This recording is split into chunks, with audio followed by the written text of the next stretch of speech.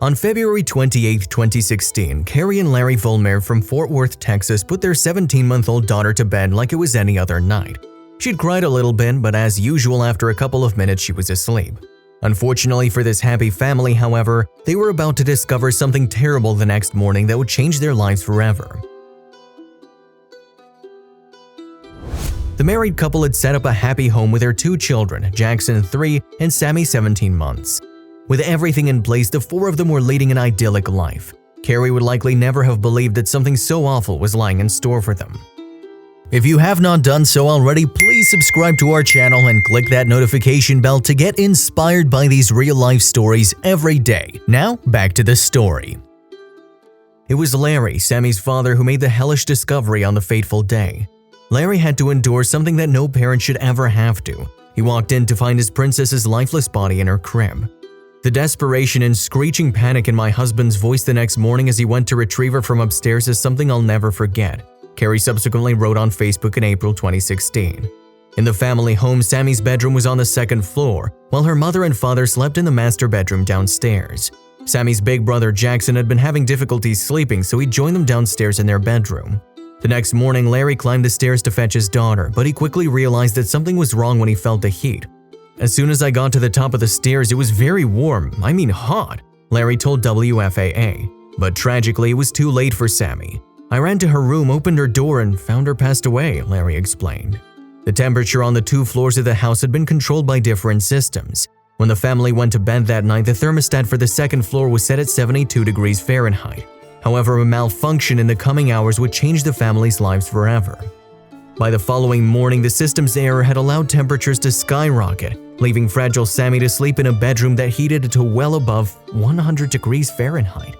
Likening the effect to a sauna, Keri wrote, "The temperature registered 99 degrees on our thermostat, which was as high as it could go, meaning it was over 100 degrees.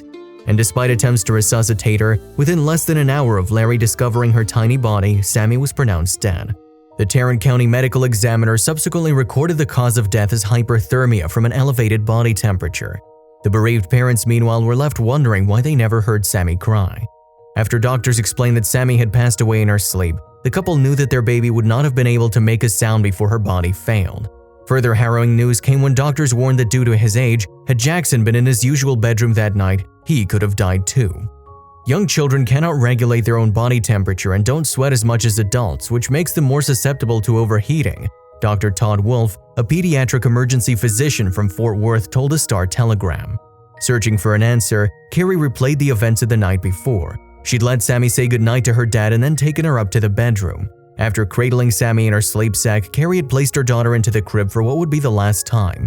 This sack was just one of the many ways in which Keri had endeavored to keep her baby safe. In addition to keeping stuffed animals and pillows out of the crib, Keri had also ensured that her babies had breathing monitors up until the age of 1. As a self-confessed worrier, Keri really thought that she'd eliminated as many risks as possible. Sadly, though, there was one risk that nobody had predicted. "Upon preparing to become a mother, I read multiple books and stories on possible dangers that could harm babies and toddlers," Keri wrote. "I wish I'd read once about this." One warning somewhere about heating systems could have ensured that Keri had kept the breathing monitor or invested in a thermometer. Then perhaps everything could have been different. Once they received the devastating news that Sammie's death had been caused by a heating system malfunction, the Volmerts found a lawyer and began looking into legal action against the heater's manufacturer. The family needed explanations. Their baby had died a similar death to those left for too long in hot cars, but had done so in the safety of her bedroom, and Keri felt like she had to take action. Not long after the incident, Keri began spending her evenings researching similar events online, and that was when she decided to set up a Facebook page in memory of her daughter called Remembering Sammie Joyce Volmert. Over the past year, the family have posted memorable stories, photos, and videos of their princess as they remember her. Moreover, this Facebook page had an even more important purpose. Keri's aim is to spread Sammie's story in the hope that this heartbreaking series of events never happens to anybody else. The pinned message on Sammie's Facebook page ends with a plea to share the post. "We want others, especially those with two-story homes, to hear Sammie's story, so that children can be protected and other families are spared from the horrific grief we are forced to endure each day." With more than 21,000 shares, Keri's initial Facebook post has since gone viral. People have reached out to her family expressing love and support, as well as sharing their own stories. It has also become clear that Sammie's page could potentially save lives too. Some of the nightmarish incidents that readers have shared with Keri seem as distressing as her own story. On top of numerous close shaves, Keri has heard about children turning blue and having to be thrown in the bathtub, as well as parents who have walked into bedrooms that are 90 degrees Fahrenheit. One thing's for sure, Keri's experience was not unique.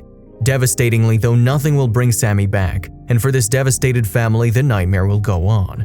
"We missed her every second of the day," Keri told WFAA. "There's a very large hole in our family without her here. The door to Sammie's bedroom is now always open. Its white wooden crib still stands with plush toys filling the room. I can't stand to see the door close," Keri explained to the Star-Telegram. "I don't want to ever feel like we've forgotten about her." If you liked the video, please give it a thumbs up and consider sharing it with someone who may find it interesting. Thanks for watching, and I'll see you in the next video.